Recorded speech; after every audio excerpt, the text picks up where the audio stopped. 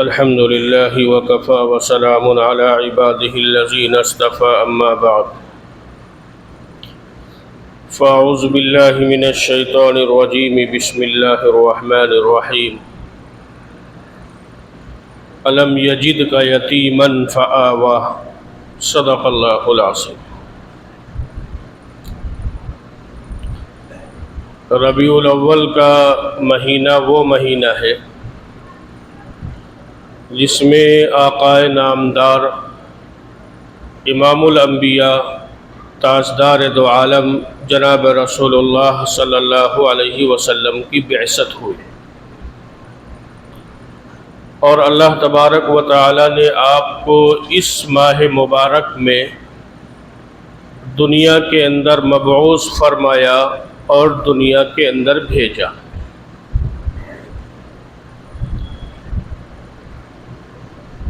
سیرت کے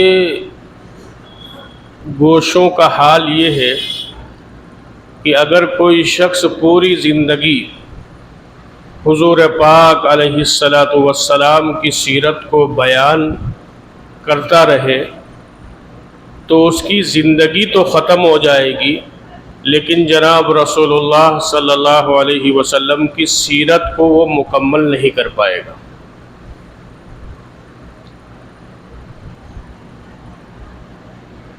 اس سلسلے میں یہ تھا کہ کچھ مہینے سیرت ہی کے مختلف موضوعات پر بات ہو جائے، لیکن بہرحال آج کا جو موضوع ہے وہ متفرق چیزیں ہیں۔ ایک تو یہ کہ حضور علیہ السلام کے نام پر نسبت۔ ہم آپ کو ایک واقعہ بتلائیں، سنا بھی ہوگا آپ نے۔ ابو لہب حضور کا چچا تھا اور سگا چچا تھا۔ حضور علیہ السلام کی جب ولادت باسعادت ہوئی تو ابو لہب کی باندی نے جا کر ابو لہب کو یہ خوشخبری سنائی کہ تمہارے یہاں بھتیجے کی پیدائش ہوئی۔ تو ابو لہب نے اس خوشی میں اپنی انگلی کے اشارے سے اپنی باندی کو آزاد کر دیا تھا، یعنی بھتیجے کی آمد پر خوشی منائی تھی ابو لہب نے، اور اس خوشی کے نتیجے میں اپنی باندی کو آزاد کر دیا تھا۔ حضرت مولانا عبدالشکور صاحب فاروقی رحمۃ اللہ علیہ نے لکھا ہے اپنی کتاب میں کہ کسی نے ابو لہب کو خواب میں دیکھا تو کہا بھائی تمہارے ساتھ کیا گزر رہی؟ تو اس نے کہا کہ جب حضور پاک علیہ السلام کی ولادت باسعادت کا دن آتا ہے تو جس انگلی کے اشارے سے ہم نے حضور پاک علیہ السلام کی آمد کی خوشی میں اپنی باندی کو آزاد کیا تھا، اس انگلی کے بقدر اس دن ہمیں جہنم میں پانی پلا دیا جاتا ہے۔ اب آپ سوچیں کہ وہاں پر صرف اس شخص نے انگلی کے اشارے سے اپنی باندی کو آزاد کیا تھا، تو اللہ تبارک و تعالی نے ہمیشہ کے لیے یہ ضابطہ بنا دیا کہ اس انگلی کے بقدر اس کو پانی ملتا رہے گا۔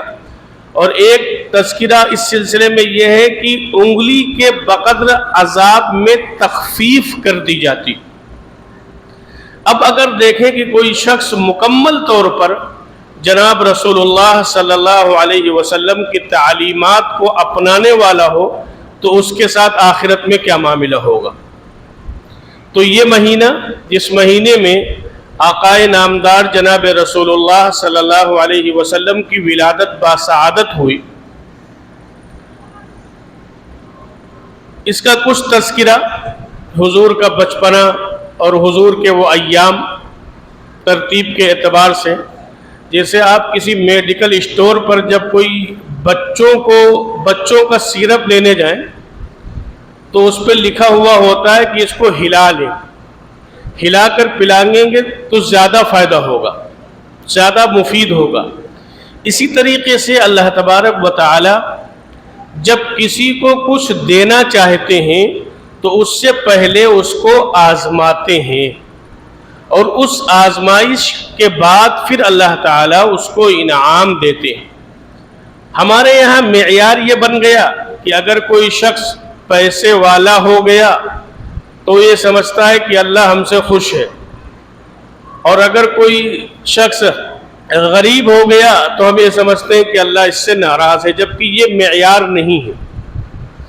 معیار یہ ہے کہ جس کی زندگی کے اندر اللہ کے احکام پورے ہو رہے ہوں گے اللہ اس سے خوش ہوگا، اور جو اللہ کے حکموں کو توڑ رہا ہوگا وہ چاہے کروڑ پتی ہو، ارب پتی ہو، لیکن یہ پیسے کا ہونا اللہ کی رضا کی علامت نہیں۔ بہرحال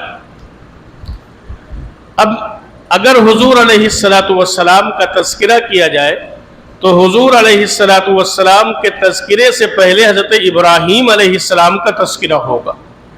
کیوں؟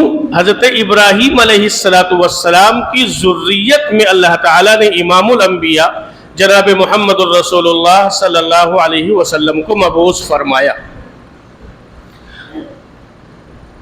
آزمائش ہوتی ہے، پھر اللہ کا انعام ملتا ہے۔ اب اس کی دلیل کیا ہے؟ تو اس کی دلیل قرآن ہے۔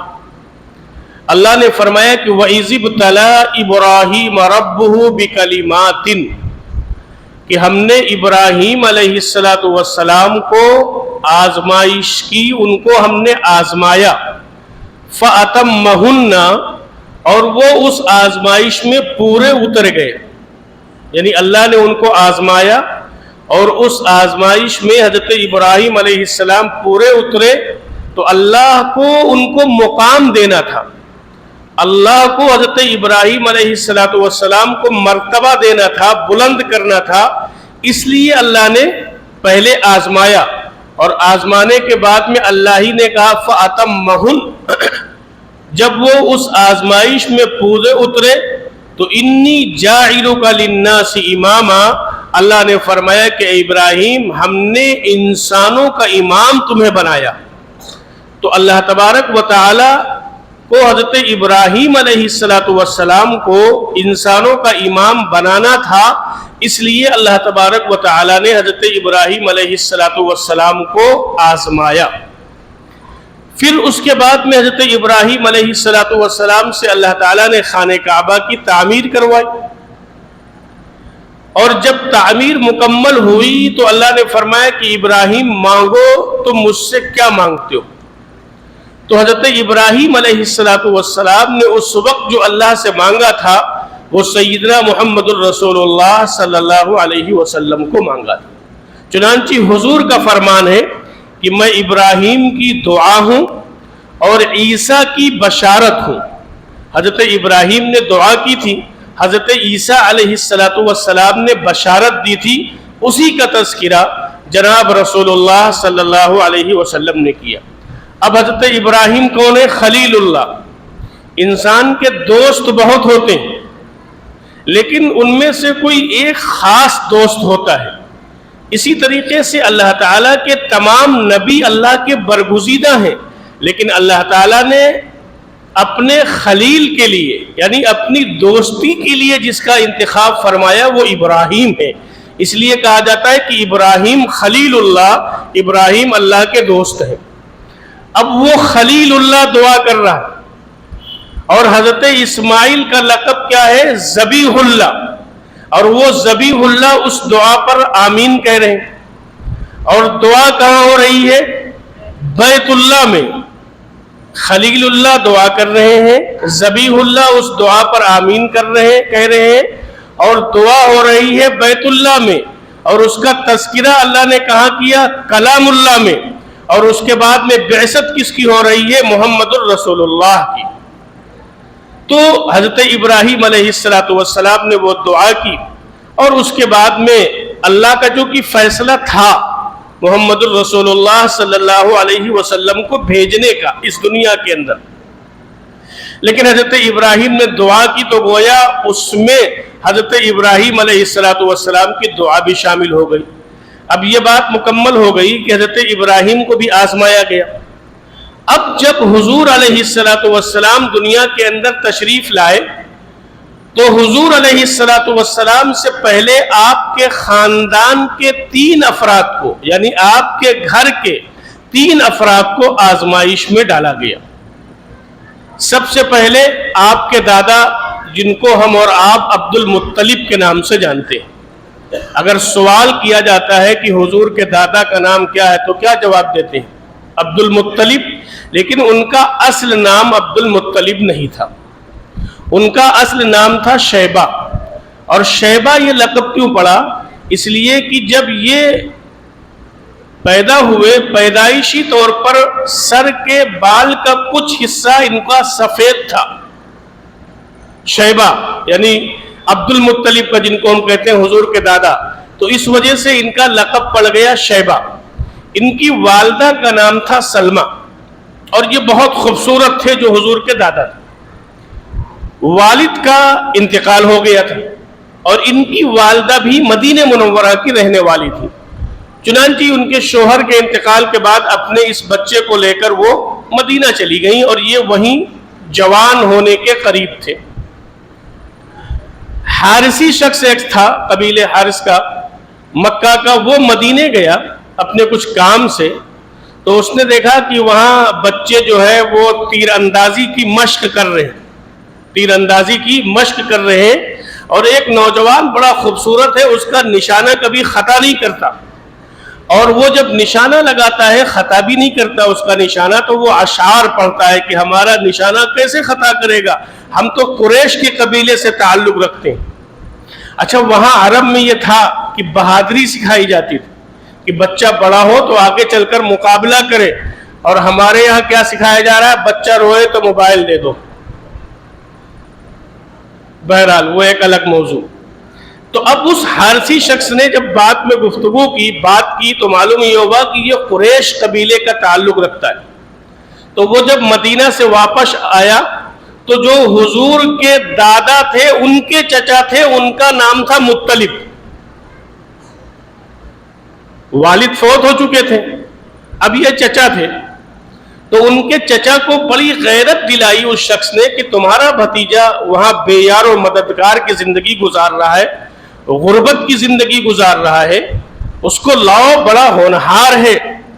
اتنی غیرت دلائی کہ یہ مطلب، انہوں نے کہا کہ اب میں اس وقت تک سکون سے نہیں رہوں گا جب تک کہ میں اپنے بھتیجے کو نہ لے آؤں۔ چنانچہ یہ مدینہ گئے، اور جانے کے بعد میں انہوں نے بات کی وہاں ان کے ننیال والوں سے، تو لوگ، ان کی والدہ اپنے بیٹے کو دینے کو تیار نہیں ہوئی، لیکن خاندان کے لوگوں نے سمجھایا کہ اپنے ننیال جائے گا، بڑا اونچا خاندان ہے، وہاں پرورش پائے گا تو کچھ بن جائے گا۔ چنانچہ والدہ تیار ہو گئی۔ اب جب مطلب ان کو اپنے اونٹ پر بٹھا کر لا رہے تھے تو پیچھے بیٹھائے ہوئے تھے اونٹ پر۔ جب مکہ مکرمہ میں داخل ہوئے تو لوگ ان کو نہیں جانتے تھے، چونکہ یہ بچپن میں چلے گئے تھے وہاں شیبہ، تو لوگوں نے یہ سمجھا کہ مطلب کوئی غلام خرید کر لا رہے ہیں، تو اس لیے لوگوں کی جب نگاہ پڑی تو نگاہ پڑتے ہی کہا عبد المطلب، یعنی مطلب کا غلام۔ عبد کہتے ہیں بندے کو، تو مطلب کا غلام ہے، عبد المطلب کا غلام۔ تو مطلب نے بعد میں مکہ کے لوگوں کو سمجھایا یہ ہمارا غلام نہیں ہے بلکہ یہ ہمارا بھتیجا ہے، لیکن بہرحال وہی لقب چل پڑ گیا عبد المطلب، حضور کے دادا کا نام شیبہ، تو لوگ بھول گئے۔ تو دادا کے ساتھ یہ آزمائش ہوئی کہ بچپن میں ان کے والد کا انتقال ہوا، کچھ دن اپنے ننیال میں گزارے۔ پھر عبد المطلب نے یہ بات طے کی کہ اگر ہمارے یہاں گویا منت مانی کہ اگر ہماری 10 اولادیں ہوں گی تو اس میں ایک بیٹے کو ہم اللہ کے نام پر قربان کریں گے۔ یہ حضور کے دادا نے، عبد المطلب نے منت مانی۔ چنانچہ اللہ تعالیٰ نے آپ کو 10 بیٹے دیے۔ اب جب 10 بیٹے عطا کیے تو یہ ہوا کس بیٹے کو قربان کرنا ہے، تو قرعہ ڈالا گیا۔ اب جب قرعہ ڈالا گیا تو وہ پرچی نکلی حضرت عبداللہ کے نام، جو حضور علیہ السلام کے والد محترم ہیں، اور یہ بھی بہت خوبصورت تھے۔ تو کسی شخص نے عبد المطلب سے کہا کہ تمہارا یہ بڑا خوبصورت بیٹا ہے، اس کو ذبح نہ کرو، ایسا کرو کہ اس کے بدلے اونٹوں کو ذبح کر دو۔ تو کہا کہ اونٹ کیسے ذبح کرے؟ کہا ایک طرف 2 پرچی ڈالو، کچھ اونٹ اور بیٹا، تو ایک طرف 10 اونٹ اور ایک طرف حضرت عبداللہ، پرچی ڈالی گئی تو وہ پرچی عبداللہ کے نام نکلی. پھر اونٹ بڑھاتے گئے یہاں تک کہ ایک طرف جب 100 اونٹ ہو گئے، پھر جب پرچی ڈالی گئی تو پھر وہ پرچی اونٹوں کی طرف نکلی. تو عبد المطلب نے گویا حضرت عبداللہ کے بدلے میں فدیے کے طور پر 100 اونٹ قربان کیے.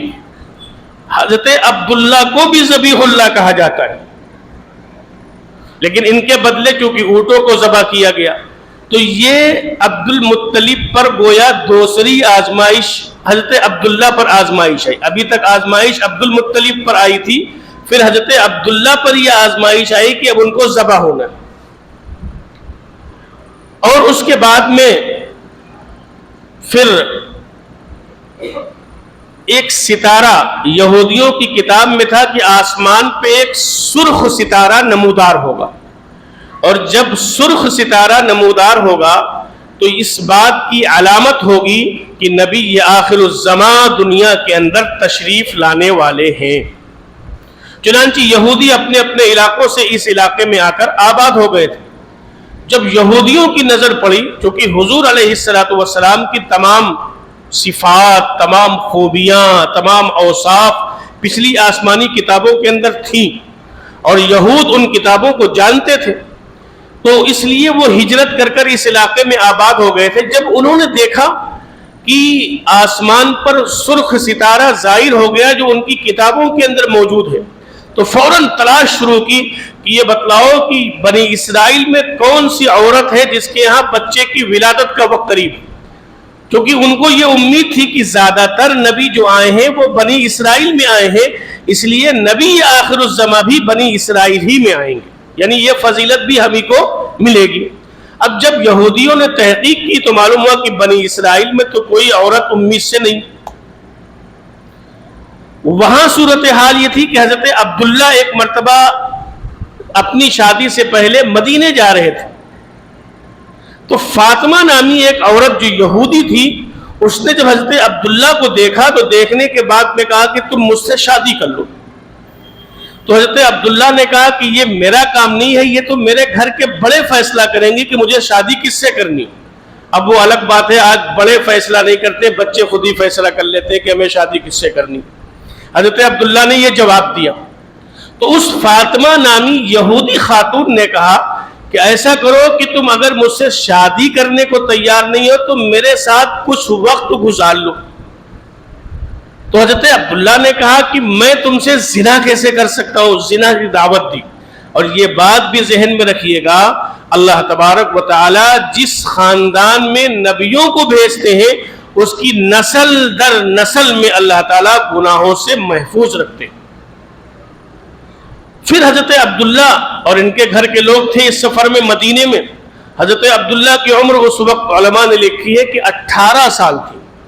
مدینہ منورہ پہنچے، گھر کے افراد بھی تھے.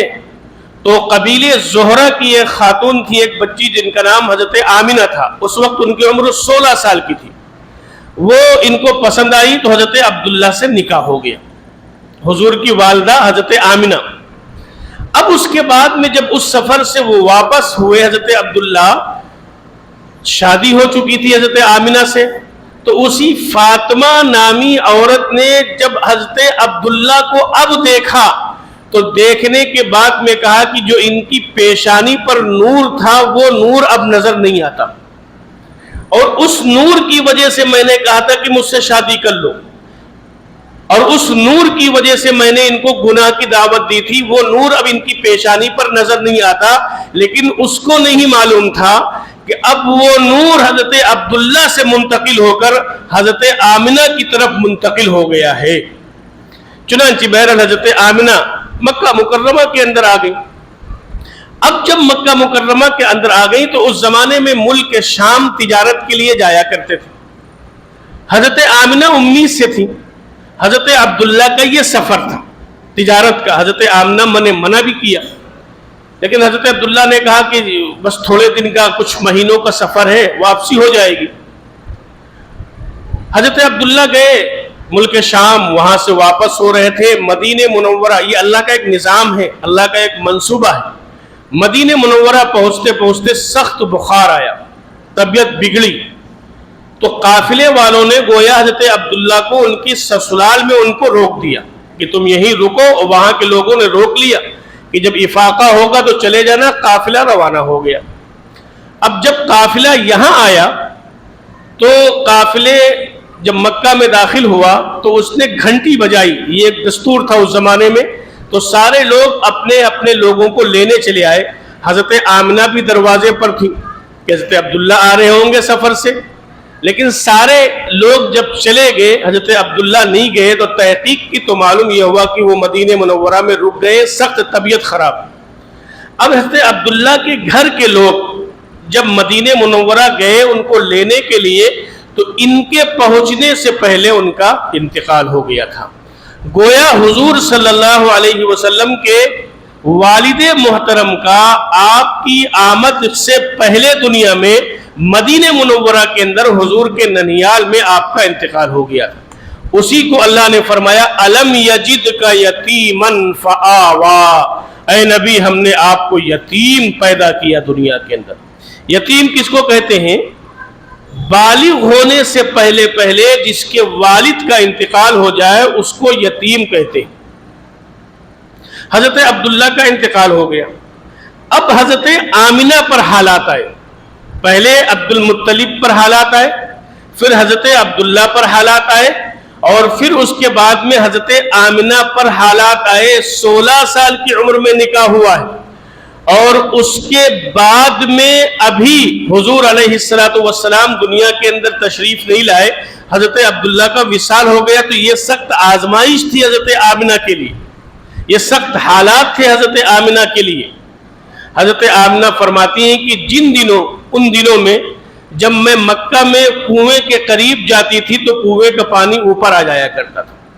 اگر میں کسی کام سے باہر نکلتی تھی تو دھوپ میں بدلی آ کر سایہ کر لیتی تھی، اور جب میں کسی کام سے باہر جاتی تھی تو ایسا محسوس ہوتا تھا کہ جو درخت ہیں وہ جھک کر ہم کو سلام کر رہے ہیں۔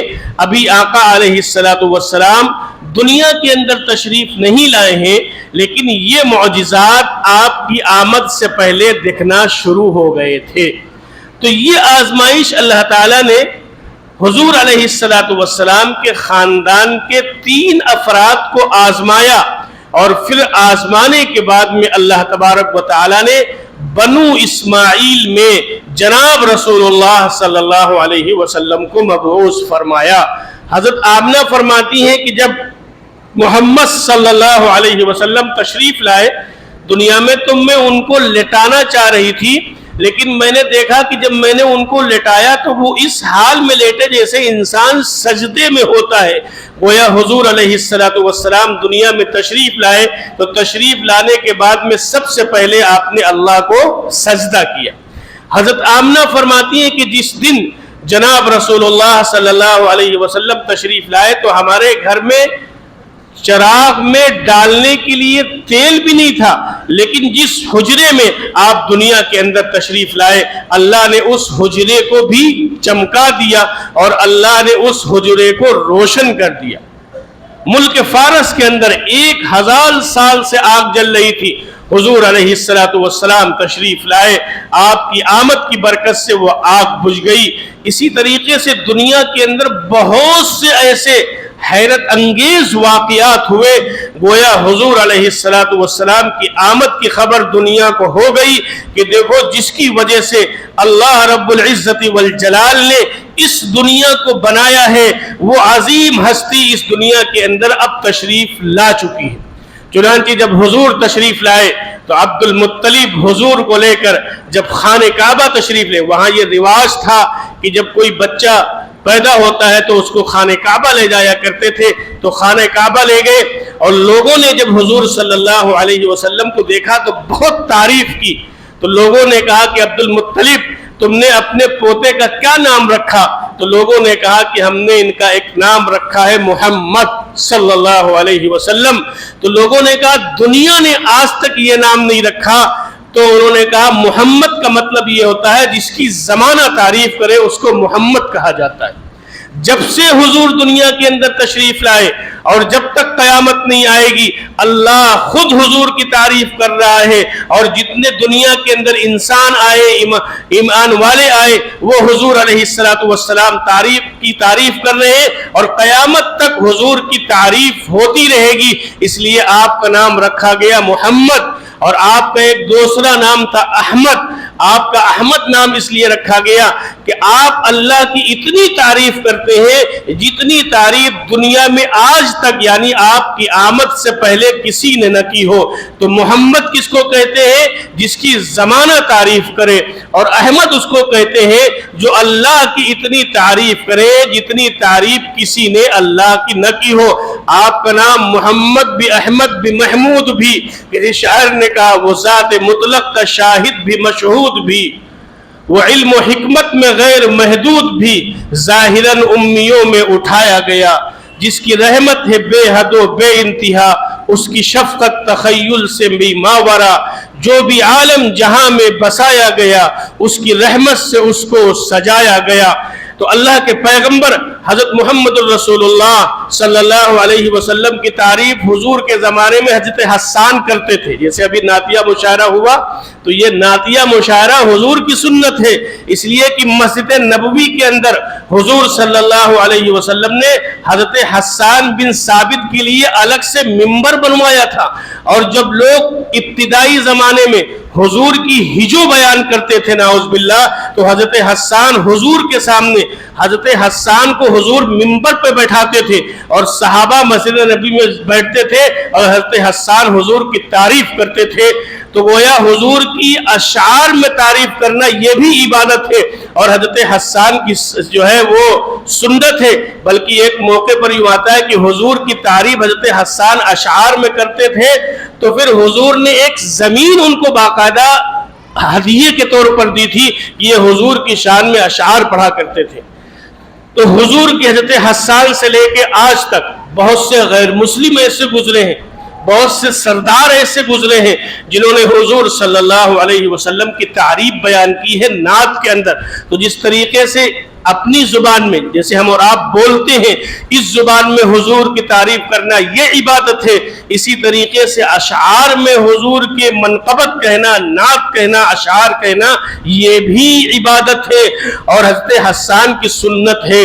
تو بہرحال ان کا نام احمد اور محمد گویا عبد المطلب نے جو رکھا تو حکم خداوندی کے مطابق رکھا ہوگا۔ اب آگے انشاءاللہ بعد میں اب ایک چیز میں اور کہہ دوں، اس کے حوالے تھوڑا قسط وار چلا لوں گا۔ ربیع الاول آ رہا ہے، حضور صلی اللہ علیہ وسلم کو اللہ نے رحمت للعالمین بنا کر بھیجا۔ یہ تو آپ پورا سال خیر کے کام کرتے ہیں، پورا سال بھلائی کے کام کرتے ہیں، لیکن جس دن ہمارے اور آپ کے آقا امام الانبیاء جناب محمد الرسول اللہ صلی اللہ علیہ وسلم تشریف لائے، تو حضور کی ولادت باسعادت کی خوشی میں، اور حضور رحمت للعالمین تھے، اللہ نے آپ کو تمام لوگوں کے لیے رحمت بنا کر بھیجا تھا، تو کم سے کم ہم دنیا کو یہ پیغام دیں کہ ربیع الاول کی اس تاریخ کو ہمارے اور آپ کے آقا امام الانبیاء سیدنا محمد الرسول اللہ صلی اللہ علیہ وسلم تشریف لائے تھے، تو کچھ ٹیم بنائے، اسپتالوں میں چلے جائیں بغیر کسی تفریق کے کہ کس دھرم کس مذہب کا ماننا والا ہے، جا کر اس کو کچھ پھل دے دیں، کچھ دواؤں کا انتظام کر دیں، اور یہ بتلائیں کہ ہمارے آقا حضرت محمد الرسول اللہ صلی اللہ علیہ وسلم جو رحمت للعالمین ہے اس دن تشریف لائے تھے۔ تو ایک یہ پیغام جائے گا، کچھ راشن کے پیکٹ بنوا لیں آپ، اور جو غریبوں میں تقسیم کریں زکوٰۃ کے علاوہ، چونکہ غیر مسلم کو بھی دینا ہے، زکوٰۃ کی رقم نہیں دے سکتے ہیں، تاکہ یہ ایک امت کو، انسانیت کو ایک پیغام دے کہ اس دن ہمارے آقا جناب رسول اللہ صلی اللہ علیہ وسلم تشریف لائے تھے، ان کی آمد کی خوشی میں ہم تقسیم کر رہے ہیں، اور چونکہ وہ تمام انسانوں کے لیے رحمت تھے، ہم کو بھی اس صفت کا کچھ حصہ بننا ہے کہ انسانیت کے لیے رحمت بننا ہے، تو اس لیے اس کام کو بھی کرے، ٹیم بنا کر کرے، تو انشاءاللہ اس کا بڑا فائدہ ہوگا۔ باقی قسط وار مضمون انشاءاللہ اگلے جمعے کو عرض کر دیا جائے گا۔ اللہ